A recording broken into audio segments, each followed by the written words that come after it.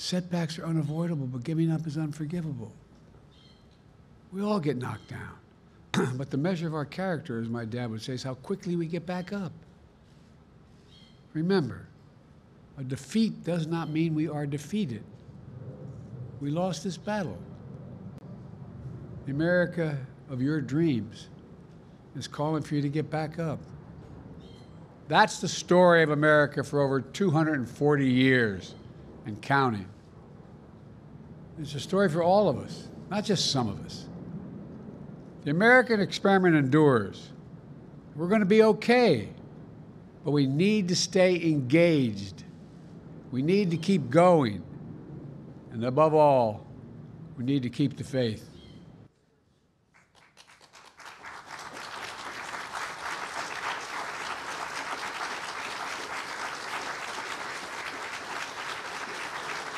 Good morning. Good morning, good morning. Thank you, please. Thank you. Good to see this cabinet and the staff together here. Thank you.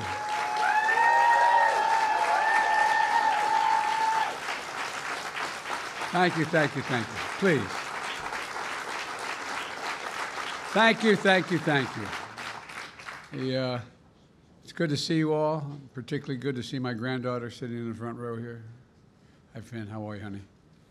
For over 200 years, America has carried on the greatest experiment in self-government in the history of the world. And that's not hyperbole, that's a fact. We're the people. The people vote and choose their own leaders, and they do it peacefully. And we're in a democracy. The will of the people always prevails. Yesterday, I spoke with President-elect Trump to congratulate him on his victory. And I assured him that I'd direct my entire administration to work with his team to ensure a peaceful and orderly transition. That's what the American people deserve. Yesterday, I also spoke with Vice President Harris. She's been a partner and a public servant. She ran an inspiring campaign, and everyone got to see something that I learned early on to respect so much, her character. She has a backbone like a ramrod. She has great character, true character. She gave her whole heart and effort, and she and her entire team should be proud of the campaign they ran. You know, the struggle for the soul of America, since our very founding, has always been an ongoing debate and still vital today. I know for some people, it's a time for victory, to state the obvious. For others, it's a time of loss. Campaigns are contests of competing visions. The country chooses one or the other. We accept the choice the country made. I've said many times, you can't love your country only when you win.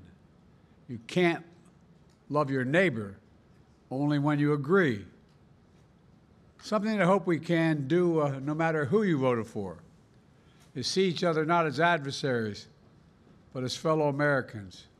Bring down the temperature. I also hope we can lay to rest the question about the integrity of the American electoral system. It is honest, it is fair, and it is transparent. And it can be trusted, win or lose. I also hope we can restore the respect for all our election workers who busted their necks and took risks at the outset. We should thank them. Thank them for staffing voting sites, counting the votes, and protecting the very integrity of the election. Many of them are volunteers who do it simply out of love for their country. And as they did their duty as citizens, I will do my duty as president. I'll fulfill my oath, and I will honor the Constitution.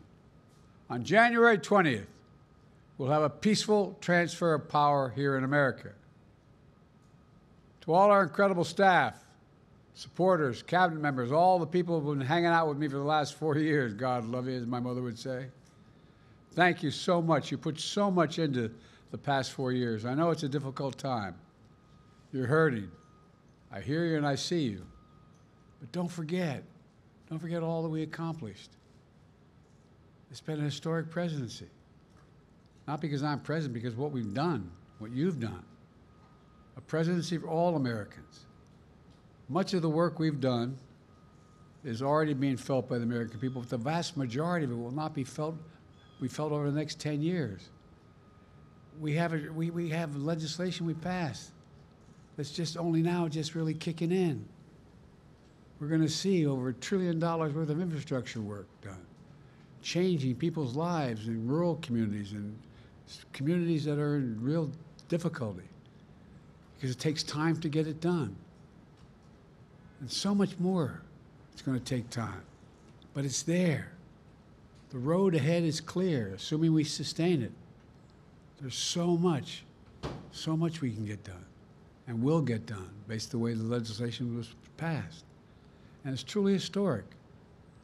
You know, we're leaving behind the strongest economy in the world. I know people are still hurting, but things are changing rapidly. Together, we've changed America for the better. Now we have 74 days to finish the term, our term. Let's make every day count. That's the responsibility we have to the American people.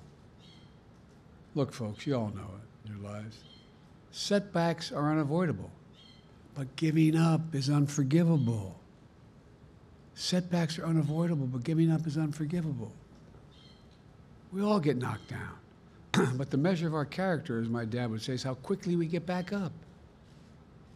Remember, a defeat does not mean we are defeated. We lost this battle. The America of your dreams is calling for you to get back up. That's the story of America for over 240 years and counting. It's a story for all of us, not just some of us. The American experiment endures. We're going to be okay, but we need to stay engaged. We need to keep going. And above all, we need to keep the faith. I'm so proud to have worked with all of you. I really mean it. I sincerely mean it. God bless you all. God bless America. And may God protect our troops. Thank you, thank you, thank you.